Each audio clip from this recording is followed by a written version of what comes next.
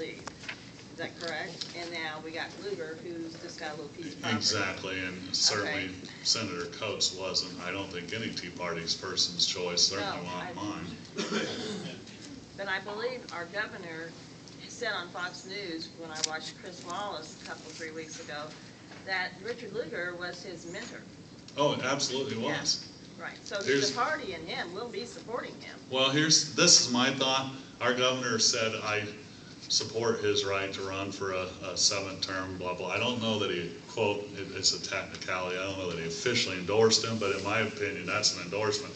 But this, I worry about our governor, because if he thinks that's conservative, I understand loyalty, but and I am conservative, but a long-term friend of mine, my mentor, he kind of fell off the edge and went to the dark side.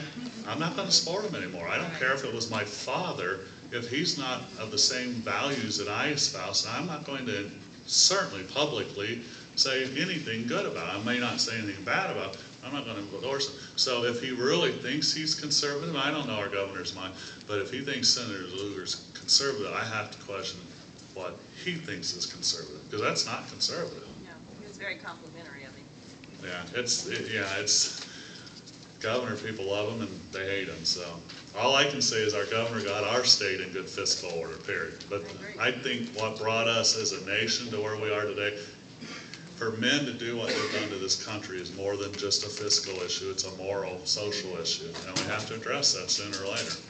Because again, if you look at the country on a foundation, when we repair, we beat Lugar, we beat some Democrats here and there, we beat Obama, but we don't really, and so that's like fixing a leaky roof and broken windows and so forth if you look at the country's house. But if we didn't actually notice, let alone address the crumbling foundation, then our house, we just bought maybe 10 more years, 20, let's say 50, but you didn't save the house or the country, because the foundation is the Constitution and what our founders saw and gave us in this country, and God. And that is all being assaulted and attacked. I mean, you can't be a Christian anymore in this country. And I know there's other faiths and people who don't believe, but you can't deny that it was based on a religious aspect. And they mock that now. So, and you know what? You can do that because then God is the government. The government's God. And if the government can give you something, they take it away. We can't take away from what God gave us. And that's why they do this. In every socialist, every Marxist, every communist country, the first thing they do is assault the church. Period. You have to if you want to enslave your population. And America may have been here for 234 years, but that doesn't mean it's always going to be here. It's silly. In fact, inevitably, this country won't. I mean, it's not going to last 10,000 years. No country has, but 234 years is not even a blink in human history. It's not. And for us to let it go without a fight, it's a sin. Because again, it's a sin if you believe in God, and God divinely inspired and interfered in the formation of this country. Then it's a sin. You have to fight. Our founders were willing to give their lives for this country. Now, right now, we don't have to, and let's pray we don't. But what are you willing to give? A soccer game? You know, a night out of cars? What are you willing to give? You guys are here on a Saturday night, which I was impressed. Frankly, I've never been to any Tea Party on a Saturday, so I applaud you for that. That means you guys know you've got skin in the game. You're willing to fight the fight. And there's everything else. You know, I used to be an avid Colts guy, and I still love the Colts, but I don't follow them anymore. And I'm probably in IU territory down here, but you know, I went to Purdue, so I always followed the Boilers. But that doesn't matter. That's insignificant compared to what does truly matter, and that's our freedom. Years ago, I went to Venezuela, about 12 years ago, and it was a free country. Now, there was some stuff you saw there that you wouldn't have saw in this country, like armed guards and so forth. But it was a free, democratically elected, actually primarily Catholic, but Christian nation. And if you guys pay attention to your history, it's gone. And that's exactly where we're heading. When Honduras, the military overthrew their president because he was doing a lot what Hugo Chavez was, and you know, all of a sudden rewriting the Constitution and making it so he could like served forever, and the military interfered and deported him out of the country. That was 2 years ago. There were 3 world leaders that denounced that action. Hugo Chavez, Fidel Castro, and anyone want to guess who the third one was? President Obama. If that doesn't appall you guys, then you got to tell your friend, I know all you guys believe it, you got to tell your friends that don't believe it, our country's in serious trouble. I don't know, one lady said, I don't know if we can save the country. I wouldn't be doing it right now if I didn't. I'd probably, I don't know, be in Caribbean or Australia or something, but it's worth fighting for, and I'm going to go down if I have to, the last breath fighting for this country. We certainly, if we could take back our state and get state rights back, all it takes one state. You know how many other states will follow? Some won't. California, it's lost, period. I don't think it'll ever come back. They're nuts out there, frankly. They deserve what's happening to them. But our state's worth saving. If we could show them the way, other states will follow. They will. It's just human nature, and you'll see it. We knock Lugar off, they'll follow us. And why not? It's about time. We used to, as a state, had an inferiority complex. We did. What do you think of Indiana? Do you guys like your? Who cares? We should be proud of our state. We have a lot to be proud of. And right now, our state's a shining example in the nation. Every other state's in debt billions of dollars, and we don't have much of a surplus, but we've got a surplus, and we aren't taxed to death for it. And I am not okay with bailing out California, because that's called taxation without representation. I didn't have a word in that say so. So we got to watch it. We got to fight. Let's take our state back, and let's start by making a big ripple in a big pond. Let's knock off Lugar.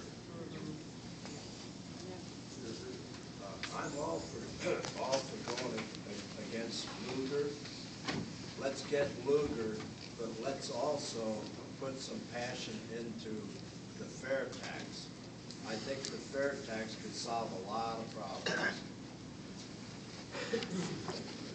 I agree. I mean, that's not the mission of Hoosiers for Conservative Senate. We've got to be careful on what we embrace, and some have argued let's make it all encompassing, but we simply won't hold the Tea Party together if we decide we're running the show, or any 4, 5, 9, 10, 20 people are running the show, because our mission is strictly to beat Senator Lugar, working with all you, every group possible. I believe in the fair tax. I mean, there's so many things wrong with this country, but right now, and it's not the only thing, you guys should work your county, your districts and so forth, your townships, and vote for, and your school boards, frankly.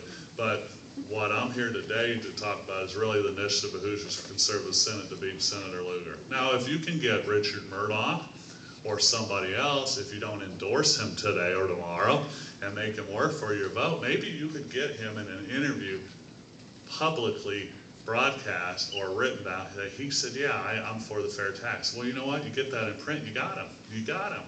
So make him work. And then that's a candidate. You can say, we got a fair tax candidate there. I'm not saying be deceitful, but call him out. And if he's in a public setting and it's being recorded, that's on record.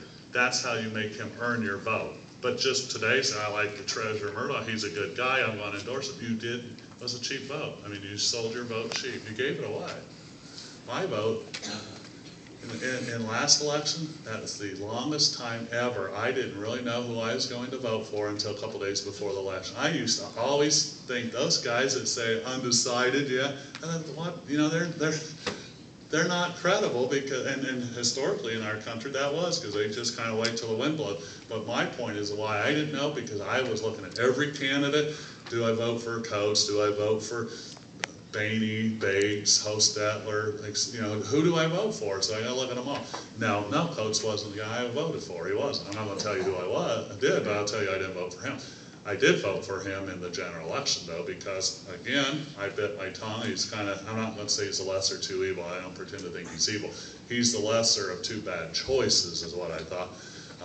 And I also wanted to say on that regard, the senator came up to an event in Warsaw about 6 weeks ago. I was fortunate enough to be invited, and he talked about 12 people, Tea Party people, and he said he is very worried about the economic stability of this country. He says they don't get it. He says I'm scared. He says I don't know what's going to happen. Our country might collapse. He said it's what you guys were saying about that funny money. $1 billion. I'd love $1 billion, but $1 billion in the federal government's deficit is not even a penny. It's nothing.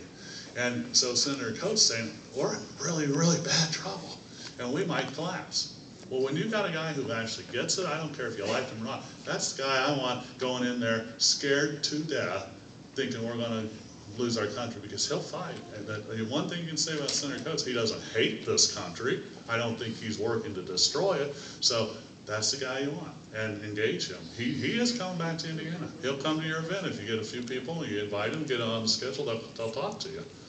I talked to several congressmen that aren't my congressmen. Oh, and I might add, somebody mentioned Lugar and proteges and mentors. You guys do realize that Todd Young worked for Senator Lugar, don't you? No. He probably, I'm not saying he's a bad guy, but they all bear watching. Whether they've been in there for 30 years or 2 years, they all bear watching. Because Lugar has groomed a lot of people over the years. In fact, he is known to recommend other staff members on other senator staffs. So he's a big, big fish, and it's time to reel him in. When's the last time he was seriously vetted? Pardon? When's the last time he was seriously vetted?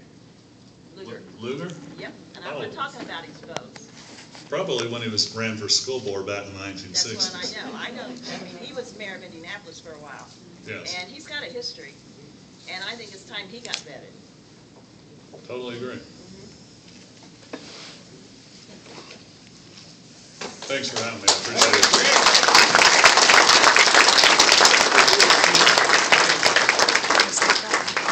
Okay, I got to tell a quick story here talking about Lugar. What I said.